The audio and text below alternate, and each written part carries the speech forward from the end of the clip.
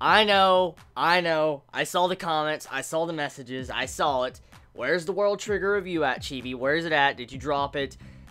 Don't worry. I love World Trigger. I fucking love this series. The only reason why this is late is because I had to go to my family's house and I had to prep up for my dad's birthday. They'll be coming in a couple of days. So, pretty much, I was just prepping and making plans for that. And that's why this review is up late. So, regardless of that, let's talk about this episode of World Trigger. Today has been a hell of a day. Like, holy shit. Yeah, okay, so let's get back on topic. Let's talk about this episode. So, World Trigger.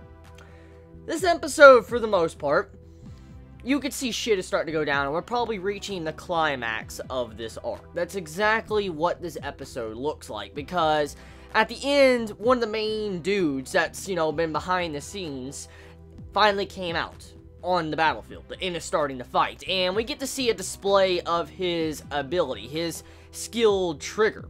And from what we can see from his trigger is that he can change his Treon or his bullets into animals. Like, we saw salamanders, birds, we saw fish, and the movements of these are very different compared to average bullets, so it could definitely throw off the average fighter. It definitely could, because, I mean, if you're used to bullets going a straight line and all that, and maybe slight curves, you would get kind of thrown off if you fight someone like this that has the ability to turn his bullets into animals. Like, I mean, imagine, since he has, like, fish and birds, they can maneuver and shit, go around things, and it would just throw you off trying to figure out how to finish him off, because the bullets would most likely hit you. So it goes to show you that this dude's trigger is deadly, because it doesn't just, in fact, have moving bullets that changes shapes, also has bullets that can turn you into a Treon cube.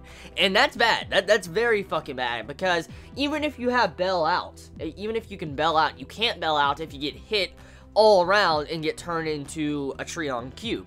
So, yeah, this dude's ability is pretty fucking OP, because at the moment in time with this, episode, we have no idea how to return someone to normal when they get turned into a Treon cube. Like, we have no idea. Our side does not know how to do that. So with this dude having an ability like that, that's scary. That's really scary. And you see Chica at the end of the episode, she gets hit, and she's starting to transform into a cube, and the episode ends on a cliffhanger, so it's very obvious she got transformed into a Treon cube, because that's kind of what happened. Like, you see her body going all wobbly and stuff, and then the episode ends.